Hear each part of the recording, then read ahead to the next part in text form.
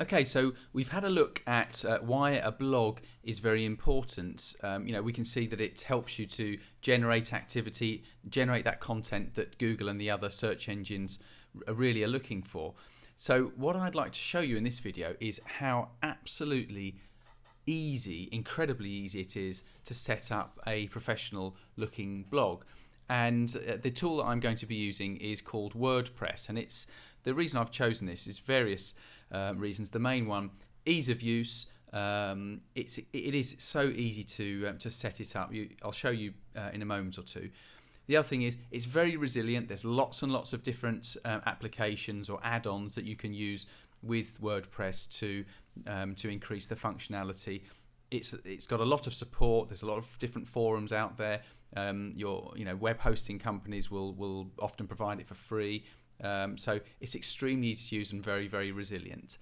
Now I'm using, before I go on to that, sorry to, the lecture will finish in a minute, but I know that some people will be thinking, oh God, I've got my own website and I hate getting stuck, getting my hands dirty with all the technical stuff. But I would just ask you to just, I would never insist that you do something, but this is as close as I'll ever get. You really do need to get a blog set up on your website, whether or not you use it to replace your own website or use it as part of it. And I'll show you how to do both of those in a moment. It's going to be absolutely fundamental in terms of generating that traffic and getting your website and your products and services out there and getting people finding out about you. Okay, so anyway, the lecture's over. Let's get stuck in and have a look. So here I am. I've logged into a Linux server. I've set up a domain name called tonysdemoblog.com, and this is the CPanel control panel, which is very popular amongst Linux web hosting setups.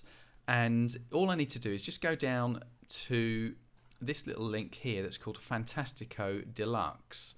And when I click on that little happy smiling face there, when I click on that, I'm taken to this main administration page. And all I'm going to do is go down to this section here, blogs, and I'm going to choose this one, WordPress. And here I can install WordPress, and all WordPress is, it's just basically a blogging program, and we can just install it pretty much at a click of a button. Now, just a sort of word of advice in terms of setting it up. It is possible. You can use a blog to actually be your website, and you don't have to call it a blog. When people visit your website, they won't know it's a WordPress website. They won't know that it's a blog even. So try not to get too hung up about what the word blogging means. So I could set up my website as www.tonysdemoblog.com, and it would just appear, and I can add my content and remove it and administer it and edit it exactly as I want. However, let's say that I've already got a website, tonyswebsites.com. I've built it using, maybe I've had a web designer that's built it for me, or I've used another web designing tool, and I want to now set up a blog. Well, all I need to do is to set it up as www.tonyswebsite.com/blog.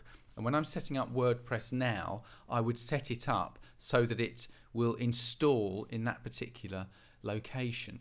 So so you can either, as I say, have it as your own, as the main website itself, or you could set it up as a little section within your website. The main thing is that you do seriously consider setting up a blog.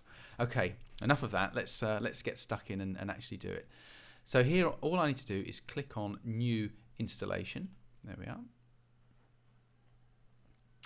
And what I can do is I can either, as I say, set it up on tonysdemoblog.com, or I could set it up on tonysdemoblog.com/blog. And all I would need to write in here is is just write in blog, for example, and it would then install it in this particular location, and it does explain it all here. And all you need to do is to just actually write the name in. But in this case, I'm not. I'm just going to actually create a website that's called tonysdemoblog.com.